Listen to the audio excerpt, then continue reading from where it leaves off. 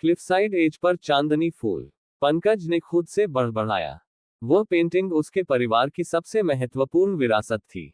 उसके दादाजी की मृत्यु से पहले उन्होंने पंकज से कहा था कि उनका परिवार खत्म हो सकता है, लेकिन वह पेंटिंग ऐसी चीज थी जिसे वे खो नहीं सकते थे। ये 10 साल बाद भी पंकज के दिमाग में बनी रही।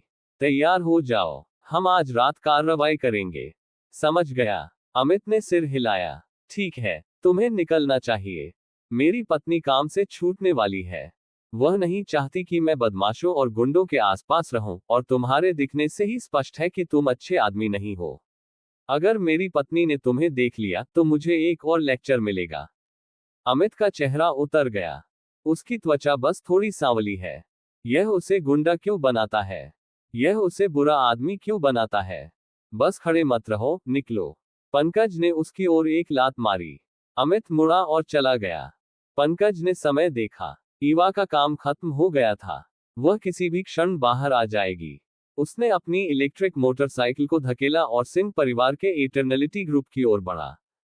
हालांकि प्रवेश द्वार के पास पहुंचने से पहले उसने एक महिला को इमारत से बाहर आते हुए देखा। वह 5 फुट 10 इंच की थी, औपचारिक व्यावसायिक पोशाक में थी जिसमें एक सफेद बटन डाउन शर्ट, एक काली पेंसिल स्कर्ट और लाल हील्स शामिल थी। उसके शाहबलूत के रंग के लहरदार बाल उसके चेहरे को फ्रेम कर रहे थे, और जिस तरह से वह हाथ में ब्रीफकेस लेकर चलती थी, उससे उसके बारे में एक शक्तिशाली आत्मविश्वास झलक रहा था। ईवा। उसी क्षण एक आदमी उसके पास आया, फूलों का एक गुलदस्ता पकड़ा हुआ था। ये तुम्हारे लिए है, ईवा।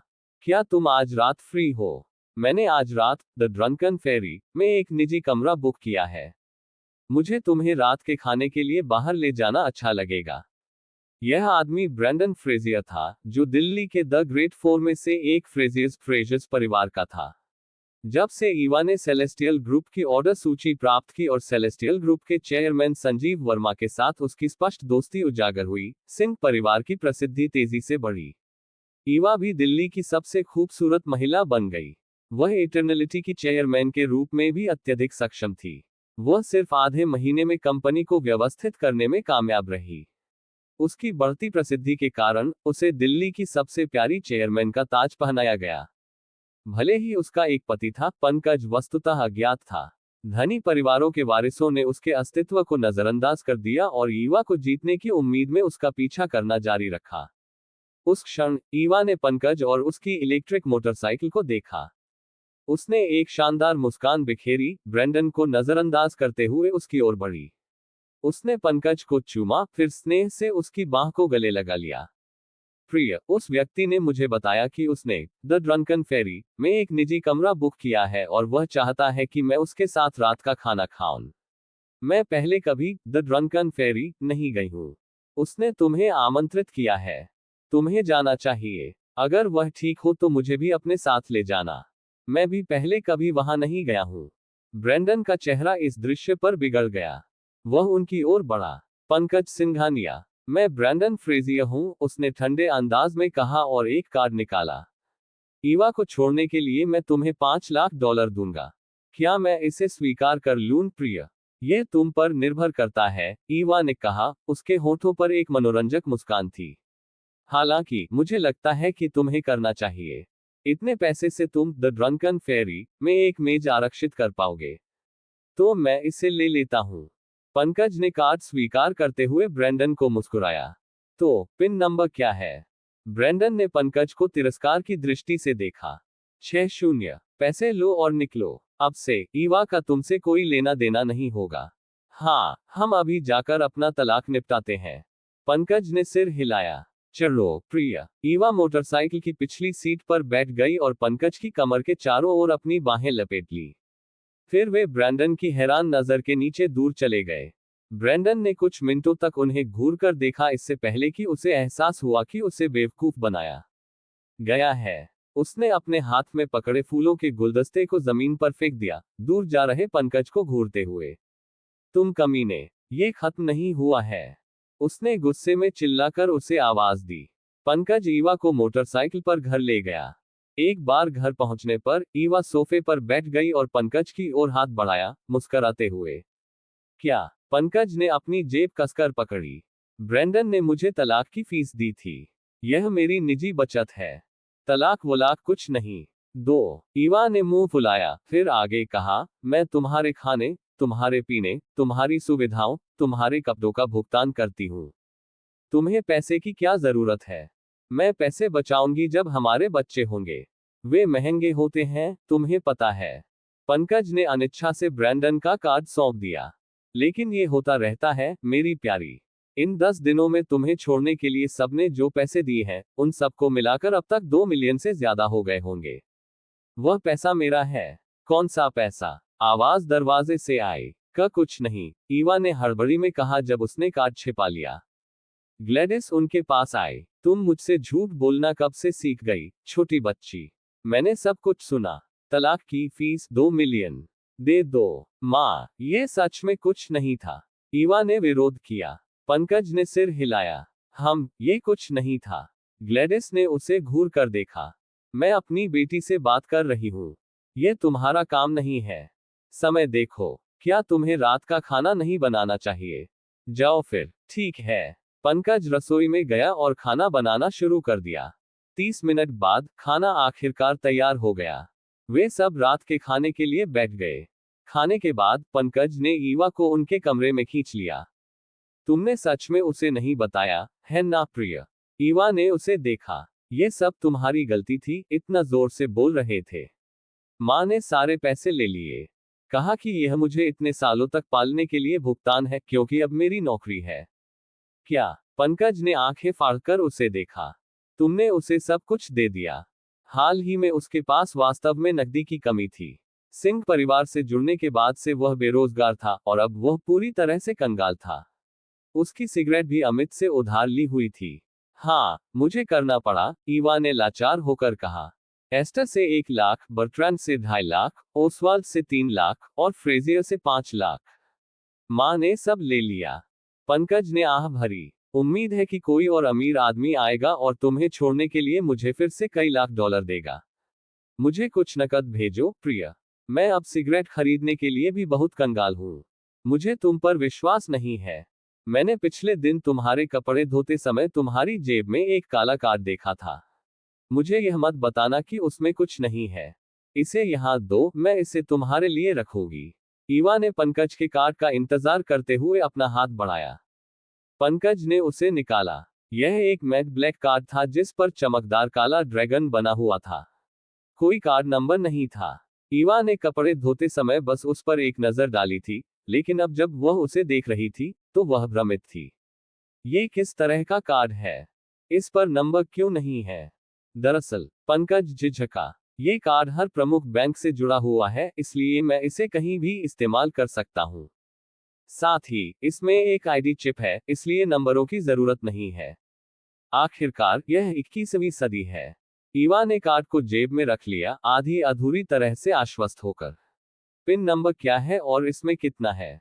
पिन नंबर 88 है। जहां तक इसमें कितना है?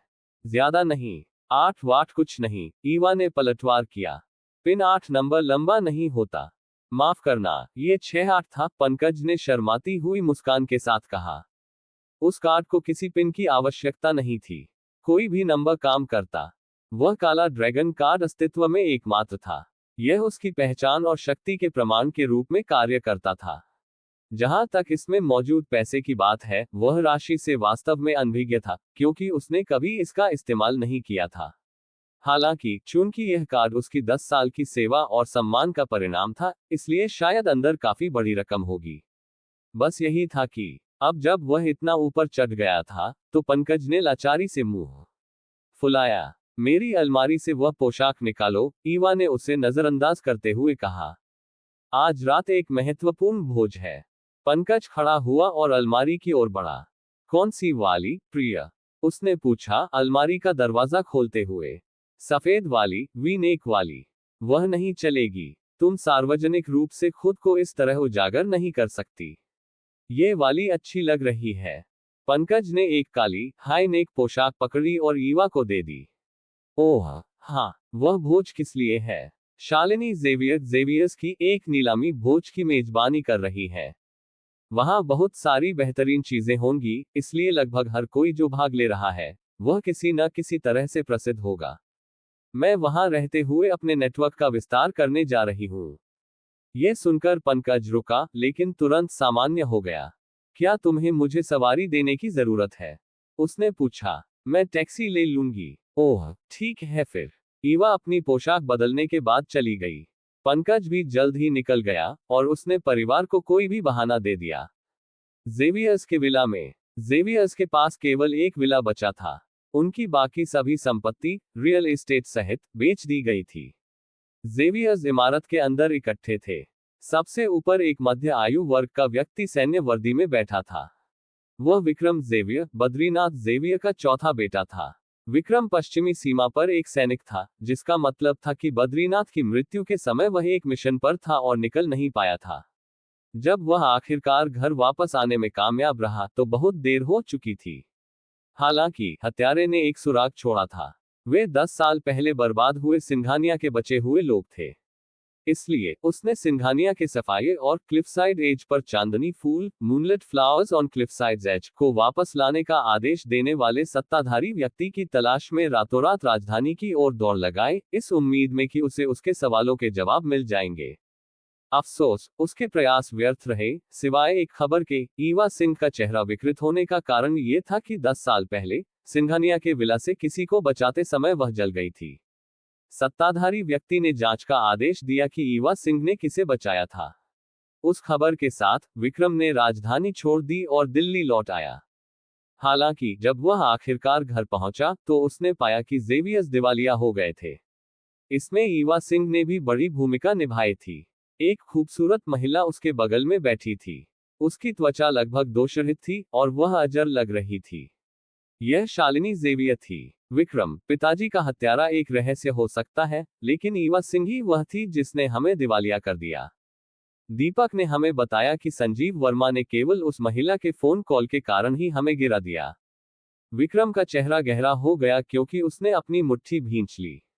कोई भी हमसे दुश्मनी करके बच नहीं सकता, संजीव वर्मा भी नहीं, उसने दहाड़ा। मैं दुनिया को दिखाऊंगा कि हमारा परिवार कमजोर नहीं है। नहीं, आज रात सिंह परिवार गिरेगा। जेवियर्स का भोज नीलामी दिल्ली होटल में आयोजित की गई थी। बाहर विलासितापूर्ण कारों की लाइन पूरी सड़क पर लगी थी, और मशहूर हस्तियां इमारत के चारों ओर घूम रही थीं। ये सभी लोग थे जिन्हें शालिनी ने आमंत्रित किया था। हालांकि जेवियर्स दिवालिया हो गए थे और लोग इस भोज नीलामी में भाग लेने के लिए अनिच्छुक थे, लेकिन विक्रम जेवियर के वापस आने की खबर ने उन्हें अन्यथा आश्वस्त किया।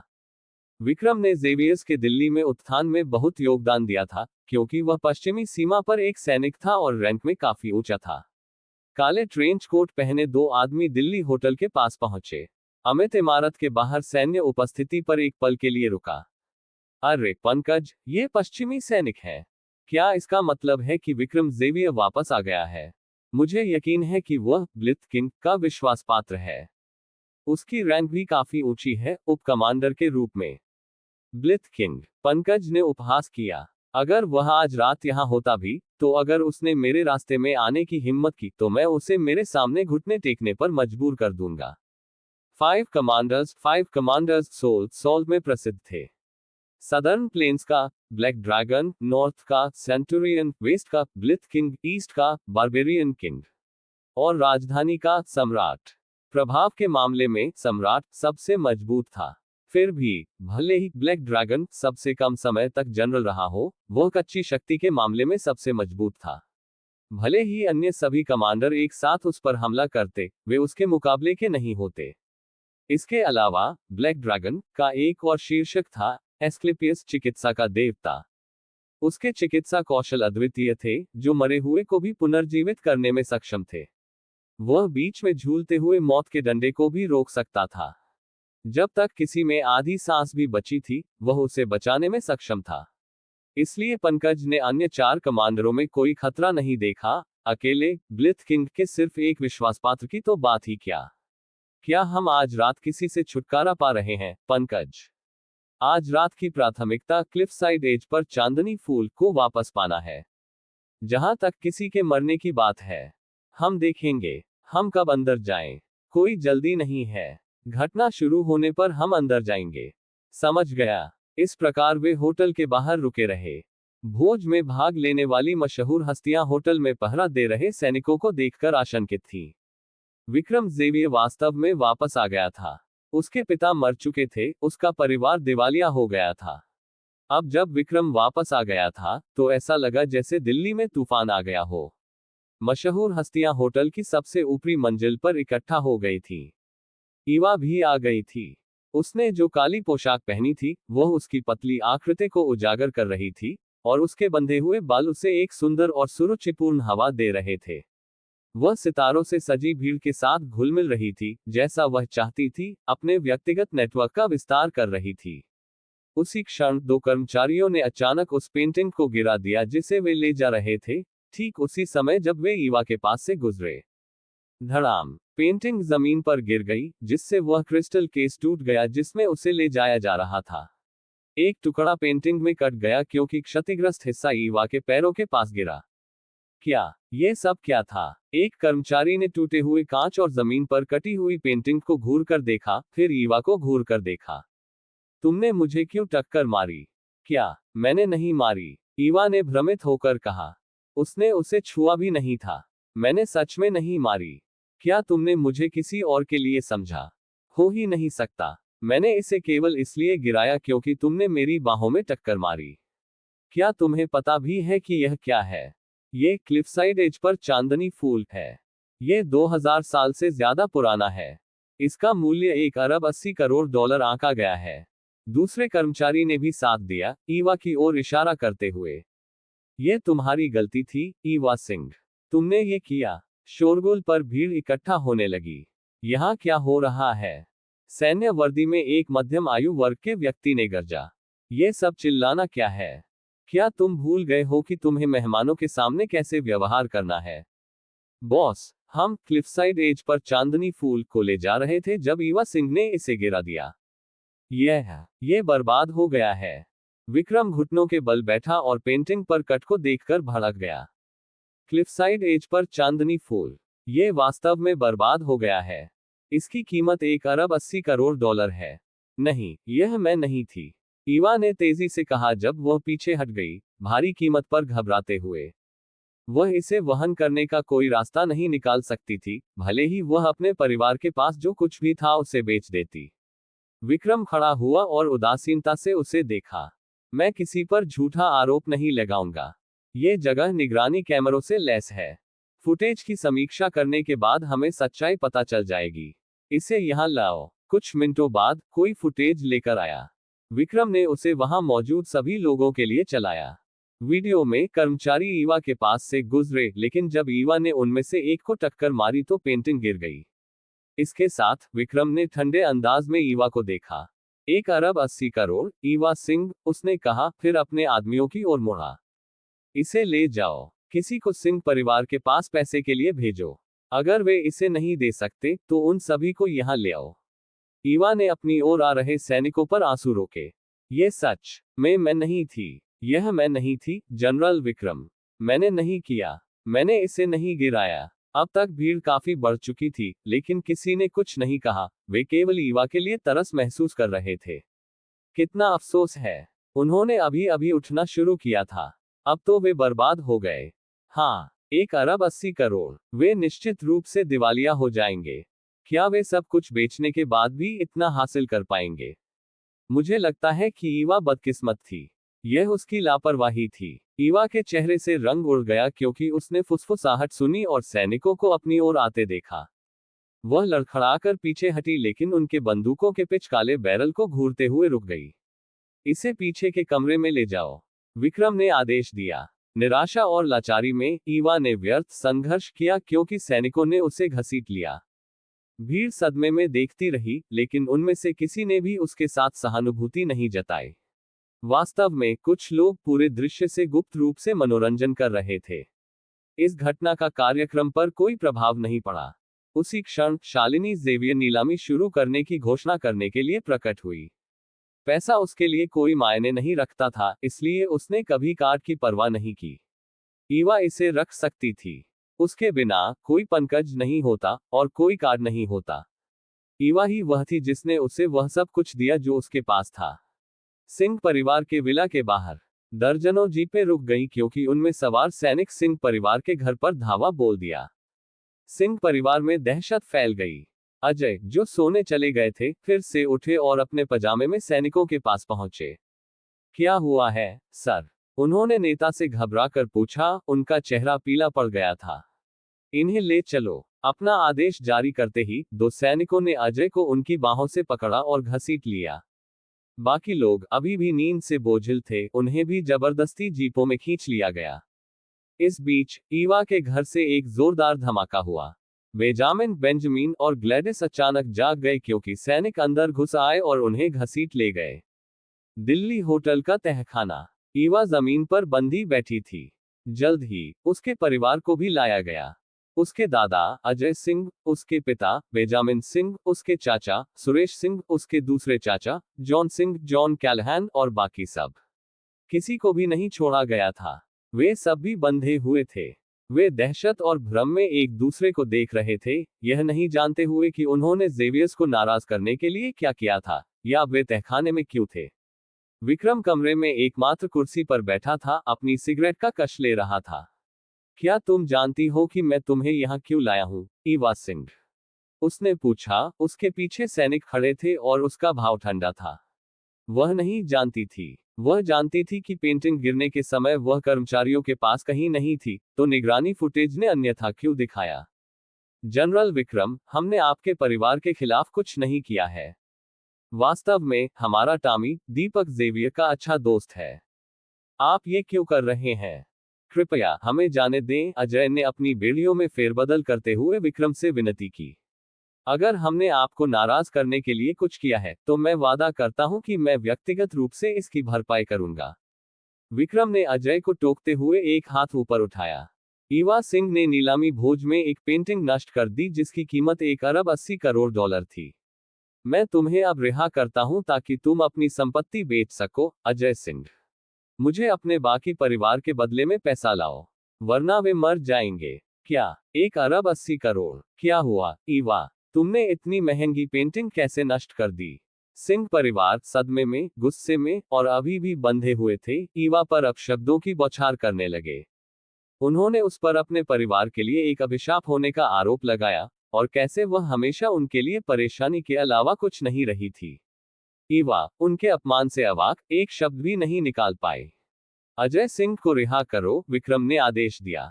विक्रम ने कार्रवाई करने से पहले सिंह परिवार की संपत्ति की जांच की थी। उनकी सभी संपत्तियों को जोड़ने पर सिंह परिवार कुल 1.3 अरब का था। यह एक पेंटिंग उन्हें पूरी तरह से दिवालिया करने के लिए पर्याप्त थी। अजय रिहा होते ही ईवा के पास गया, फिर पूरी ताकत से उसे थप्पड़ मारा। बेकार चीज, तुमने हमारे परिवार को बर्बाद कर दिया। हम तबाह हो गए। उसके सूजे हुए लाल चेहरे से आंसू बह निकले। यह मैं नहीं थी, दादाजी, उसने रोते हुए कहा। यह सच में मैं नहीं थी। तुम्हारी बहस करने की हिम्मत कैसे हुई? क्या जनरल विक्रम तुम पर झूठा आरोप लगाएंगे? अजय चिल्लाया, गुस्से में उसे कुछ और थप्पड़ मारे। जब वह काम कर चुका, तो वह विक्रम के सामने घुटने टेक दिया। कृपया मेरे परिवार पर दया करें, जनरल विक्रम, उसने बेतहाशा विनती की। दया? विक्रम ने ठंडे अंदाज में कहा। ईवा सिंह के एक फोन कॉल के कारण जब संजीव वर्मा ने हमें दिवालिया करना शुरू किया, तब क्या तुमने मेरे परिवार पर कोई दया दिखाई थी? ईवा को वास्तविकता का बोध हुआ। तुमने मुझे फंसाया। हाँ, विक्रम ने कहा। इससे कोई फर्क नहीं पड़ता कि तुम जानती हो। तुम इसके बारे में कुछ नहीं कर सकती। मैं वह 1 अरब 80 करोड़ किसी न किसी तरह से तुमसे ले रहा हूं। मैं पश्चिमी सीमा पर उप कमांडर हूं।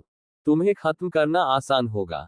अजय जमीन पर गिर पड़ा, उसकी सारी ऊर्जा उसे पूरी तरह से छोड़ गई। वह एक ही पल में 10 साल बूढ़ा लग रहा था।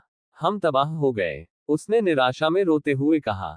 सिंह परिवार तबाह हो गया। बूढ़े आदमी को यहां से बाहर फेंक दो। जी सर। 2 पूरी तरह से सशस्त्र सैनिकों ने अजय को, जो अभी भी सिसक रहा था, कमरे से बाहर घसीट लिया। अन्य सिंह परिवार के लोग दहशत में जमे हुए देखते रहे। जनरल विक्रम पूरी तरह से गंभीर थे। सिंह परिवार बर्बाद हो गया था, और यह सब ईवा के कारण था। ईवा सिंह, तुम दुष्ट छोटी कुतिया। तुमने हमारे साथ ये किया। जब हम कर सकते थे, तो हमने तुम्हें गर्भपात क्यों नहीं किया? यह तुम्हारी अपनी गलती है। तुम हम में से बाकी लोगों को इसमें क्यों घसीट रही हो? जनरल, मेरा ईवा से कोई लेना देना नहीं है। कृपया मुझे जाने दें। सिस्क सिस्क, मैं मरना नहीं चाहता। जनरल विक्रम, कृपया मुझे जाने दें। ईवा ही वह थी जिसने आपको पार किया। बस उससे अपना बदला लें। उसे मार डालो, उसे मार डालो और हम में से बाकी को जाने दो। सिंह परिवार विनती करता रहा। शक्तिशाली विक्रम ज़ेवियर के खिलाफ वे और कुछ नहीं कर सकते थे। अपने ही परिवार के द्वेषपूर्ण शब्दों को सुनकर ईवा की जीने की इच्छा टूट गई। वह अत्यधिक भावना से बेहोश हो गई। विक्रम ने एक हाथ हिलाया और उसके एक सैनिक ने ईवा पर पानी की एक बाल्टी फेंक दी। वह हकलाते हुए जागी। विक्रम खड़ा हुआ और उसके पास पहुंचा। उसके हाथ में एक खंजर था। उसने उसकी ठोड़ी उठाई, ब्लेड को उसके गोरे गाल पर हल्के से खिसकाया। ईवा, उसने ठंडे लहजे में शुरू किया। 10 साल पहले तुम जल रहे सिंघानिया के एस्टेट में घुस गई थी और घायल हो गई थी। लेकिन मैं देखता हूं कि तुमने अपनी सुंदरता वापस पाली है। अब मुझे बताओ, तुमने आग से जिसे बचाया था, वह कहाँ है? मुझे नहीं पता। ईवा कांप उठी, उसका चेहरा पीला पड़ गया। विक्रम ने ईवा के गाल पर खंजर से वार किया और एक पल बाद चमकीला खून बह निकला, जिससे उसका आधा चेहरा लाल हो गया। आह! ईवा दर्द से चिल्लाई, आजाद होने के लिए संघर्ष कर रही थी। हालांकि उसके अंग बंधे हुए थे और उसके प्रयास व्यर्थ थे। दूसरे सिंह परिवार के लोग डर से कांप उठे। अधिक डरपोक लोग खून देखकर बेहोश हो गए। बोलो, तुमने किसे बचाया? क्या वह तुमसे मिलने आया? संजीव वर्मा के साथ तुम्हारा क्या संबंध है? वह तुम्हारा इतना सम्मान क्यों करता है? मुझे नहीं पता, मुझे नहीं पता, मुझे कुछ नहीं पता, मैं कसम खाती हूँ। ईवा सिसक उठी। एक और वार। ईवा के चेहरे पर एक और घाव दिखाई दिया, लेकिन उसे बस एक गर्म चुभन महसूस हुई। फिर एक बार फिर से उसके गाल और गर्दन पर गर्म तरल बहने लगा। तुमने किसे बचाया? विक्रम गरजा। क्या वह तुम्हारे लिए आया था? ईवा अपने डर के बावजूद हैरान थी। वह वास्तव में नहीं जानती थी कि उसने 10 साल पहले किसे बचाया था। उसने रोना शुरू कर दिया, उसके आंसू उसके घावों पर चुभ रहे थे। मुझे नहीं पता, मैं कसम खाती हूँ। मुझे ये भी नहीं पता था कि मैं सिंघानिया के एस्टेट में घुस गई थी। मुझे बाद में ही पता चला। मुझे नहीं पता कि मैंने किसे बचाया। जब मैंने उसे आग से बाहर निकाला तो उसका चेहरा जलकर पहचान से परे हो गया था। वह नदी में कूद गया और बह गया। मुझे नहीं पता कि वह कौन है। वह कभी मेरे लिए नहीं आया, जनरल विक्रम। मैं तुम्हें सच बता रही हूँ। कृपया दया करो। उसकी अन्यथा गोरी त्वचा के विपरीत दोनों कट स्पष्ट रूप से दिख रहे थे। घावों से खून बहता रहा, उसकी गर्दन लाल हो गई। उसकी आंख के कोनों में क्रिस्टल जैसे आंसू भर गए, जो गिरे और उसके खून के साथ मिल गए, जिससे उसकी दृष्टि धुंधली हो गई। वह निराशा में डूब गई थी। जनरल विक्रम ज़ेवियर का सामना करने पर उसकी सारी लाचारी और निराशा ढेर हो गई। सबसे बढ़कर उसके अंदर नफरत उमड़ पड़ी। वह इस बात से नफरत करती थी कि किसी को मदद के लिए पुकारते सुनकर वह उस आग में भागी थी। उसने एक व्यक्ति को बचाया होगा, लेकिन उसे जो चोट लगी थी, उसकी कीमत उसे 10 साल की पीड़ा से चुकानी पड़ी। 10 साल का दर्द। जब उसे वे चोटें लगी तो वह पूरे स्कूल में मजाक का पात्र बन गई। यहाँ तक कि जिन दोस्तों के वह कभी करीब थी, वे भी उससे कोई लेना देना नहीं चाहते थे। उसके सहपाठी उसके साथ प्लेग लाने वाली जैसा व्यवहार करते थे, जितना हो सके उससे बचते थे। उसके परिवार ने उससे नफरत करना शुरू कर दिया। यहाँ तक कि उसके अपने माता पिता भी उसके साथ ऐसा व्यवहार करते थे जैसे वह बेकार हो। जब उसके निशान आखिरकार ठीक हो गए, तो उसने सोचा था कि शायद वह 10 साल का कष्ट इसके लायक था। लेकिन अब वह एक बार फिर निराशा के चंगुल में थी। कृपया, जनरल विक्रम, इसका हमसे बिल्कुल कोई लेना देना नहीं है। ये सब ईवा की गलती है। हाँ, ये सब उसकी गलती है। अगर आप चाहें तो उसे प्रताड़ित करें, बस हमें जाने दें। ईवा ने विक्रम के भावहीन चेहरे को ऊपर देखा और सिंह परिवार को उसे कथित ट्रेन की पटरियों पर धकेलते हुए सुना ताकि वे खुद बच सकें। वह और भी गहरी निराशा में डूब गई। बात नहीं कर रही हो, है ना? विक्रम ने एक हाथ हिलाया, उसका भाव ठंडा हो गया। तुरंत 2 आदमी उसके पास आए। सर, इसे नीलामी हॉल में ले जाओ। मैं चाहता हूं कि दिल्ली में हर कोई जाने कि जब वे मेरे परिवार से टकराते हैं तो क्या होता है। सिंह परिवार से छुटकारा पाने के बाद हम संजीव वर्मा से निपटेंगे। जी सर। आदमियों ने ईवा की बेड़ियां खोल दी, फिर उसे कुत्ते के पट्टे की तरह बालों से घसीट लिया। ईवा ने केवल एक पतली पोशाक पहनी हुई थी। जमीन और उसके बीच घर्षण के कारण वह फट गई। जब उसे नीलामी हॉल में घसीटा गया तो उसकी त्वचा छिल गई।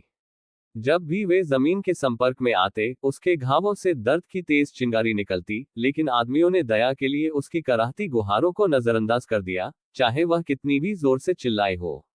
दिल्ली होटल की सबसे ऊपरी मंजिल पर वापस नीलामी निर्धारित कार्यक्रम के अनुसार आगे बढ़ रही थी। उन्होंने जो भी वस्तुएं रखी थी, उनकी कोई कीमत नहीं थी, फिर भी उनकी शुरुआती बोलियां ऊंची थीं, सामान्य रूप से उनकी कीमत से कम 10 गुना अधिक। अधिकांश उपस्थित लोग दिल्ली के जाने माने व्यक्ति थे। वे सभी व्यापारिक कार्यवाही से अच्छी तरह वाकिफ थे और तुरंत समझ गए कि वास्तव में क्या हो रहा है। संजीव वर्मा ने जेवियर्स को दिवालिया कर दिया था, लेकिन विक्रम जेवियर धन इकट्ठा करने के इरादे से लौट आया था, अपने परिवार को फिर से खड़ा करने का इरादा रखता था। उपस्थित लोगों के पास बोली लगाने के अलावा कोई विकल्प नहीं था। विक्रम पश्चिमी सीमा का जनरल था। उसके पास अथाह शक्ति थी और कोई भी उससे टकराना नहीं चाहता था। इसलिए उन्होंने बोली लगाना जारी रखा, भले ही वे जानते थे कि वे जिन पर बोली लगा रहे थे, वे नकली और जाली थे जिनकी कोई कीमत नहीं थी, क्योंकि वे जानते थे कि वैकल्पिक रूप से विक्रम जेवियर उनसे कुछ भी न खरीदने के लिए बदला लेगा। जैसे ही आखिरी बोली पूरी हुई, एक और वस्तु मंच पर लाई गई। ये क्लिफसाइड एज पर चांदनी फूल थी। खूबसूरत नीलामीकर्ता ने अपनी बात शुरू की। अगली वस्तु क्लिफसाइड एज पर चांदनी फूल के लिए है। शुरुआती बोली 80 लाख है। बोली लगाने वालों को हर बार बोली लगाने पर कम से कम 5 लाख की बोली लगानी होगी। भीड़ समझ गई कि जब पेंटिंग फिर से सामने आई तो क्या हुआ। वह पेंटिंग जिसे ईवा ने नष्ट कर दिया था, वह भी एक नकली थी। जेवियर्स बस सिंह परिवार को गिराने के लिए एक बहाना चाहते थे। अफवाहें फैल गई थी कि जेवियर्स के दिवालिया होने का कारण ये था कि ईवा सिंह ने संजीव वर्मा को फोन किया था और उसे स्पीकर पर रखा था, इसलिए संजीव ने सुना कि दीपक जेवियर ने क्या कहा था और द्वेषवश जेवियर्स को दिवालिया कर दिया। सच्ची पेंटिंग की कीमत एक भाग्य थी। 1.8 अरब डॉलर इसके लिए एक उचित शुरुआती बोली होती, फिर भी अब जेवियर्स ने 80 लाख में एक नकली पेंटिंग पेश की थी। यह एक स्पष्ट घोटाला था। मैं फ्रेजियर्स का प्रतिनिधित्व कर रहा हूं। हम 1 करोड़ बोली लगाते हैं। मैं वह पेंटिंग ले रहा हूं। मैं जिमरमैन्स का प्रतिनिधित्व कर रहा हूं। हम 1 करोड़ 10 लाख बोली लगाते हैं। मुझे वह पेंटिंग चाहिए। मैं विल्सन्स का प्रतिनिधित्व कर रहा हूं। हम 1 करोड़ 20 लाख बोली लगाते हैं। वे जानते थे कि यह नकली है, लेकिन पश्चिमी सीमा के जनरल विक्रम जेवियर के अच्छे पक्ष में आने के लिए कुछ धनी परिवारों ने ईमानदारी से बोली लगाना शुरू कर दिया। जल्द ही नकली क्लिफसाइड एज पर चांदनी फूल बेकार होने से लेकर 1 करोड़ 20 लाख डॉलर की भारी कीमत तक पहुंच गई, और बोलियों के धीमा होने के कोई संकेत नहीं दिख रहे थे। आखिरकार जाली पेंटिंग 21 लाख डॉलर में खरीदी गई। जैसे ही भीड़ एक और वस्तु का इंतजार कर रही थी, 2 पूरी तरह से सशस्त्र पुरुषों ने एक महिला को मंच पर घसीट लिया। उसके बाल अस्त व्यस्त थे और उसके चेहरे पर खून लगा था। उसकी एक ऊंची एड़ी गायब थी और उसके घुटनों पर घर्षण के जलने के निशान थे। उसके कट से खून लगातार बह रहा था। भीड़ इस दृश्य पर ठंडी सांस लेने लगी। मंच पर पहुंचते ही ईवा को आखिरकार आजाद कर दिया गया। उन्होंने उसे इस तरह रखा था कि वह ठीक भीड़ का सामना कर रही थी। नीलामी स्टैंड पर 10 लोग बैठे थे। वे सभी दिल्ली के बड़े नाम थे, लेकिन ईवा के लहूलुहान चेहरे को देखकर वे भयभीत हो गए। उनके चेहरे पीले पड़ गए क्योंकि वे अपनी सीटों पर जमे बैठे थे, यहां तक कि जोर से सांस लेने की भी हिम्मत नहीं कर रहे थे। मदद, मेरी मदद करो। जैसे ही उसने अपने चारों ओर कई लोगों को देखा, उसकी आशा फिर से जाग उठी। ईवा ने एक डूबती हुई महिला की तरह तिनके तक पहुंचकर उनकी ओर हाथ बढ़ाया, मदद के लिए उन्हें पुकार रही थी, लेकिन कोई नहीं हिला। उनके और ईवा के बीच खड़े पूरी तरह से सशस्त्र पुरुषों के कारण उनमें बोलने तक की हिम्मत नहीं थी। विक्रम अपने खंजर के साथ मंच पर आया। उसने उसके बालों से ईवा का सिर ऊपर खींचा, उसके चेहरे को दर्शकों के पूर्ण दृश्य में रखा। जेवियर्स दिल्ली के सच्चे शासक हैं। जो कोई भी हमसे टकराएगा उसे मरना होगा। इसके साथ खंजर ने एक बार फिर ईवा के गाल को काट दिया। आहे! ईवा दर्द से कराहते हुए उसका चेहरा विकृत हो गया। मुझे मार डालो, बस मुझे मार डालो, मैं तुमसे भीख मांगती हूँ। मुझे प्रताड़ित करना बंद करो। प्रताड़ना से ईवा का शरीर और आत्मा थक चुके थे। वह बस मुक्ति चाहती थी। इस प्रकार वह लगातार भीख मांगती रही कि वह उसकी जान ले ले और इसे खत्म कर दे।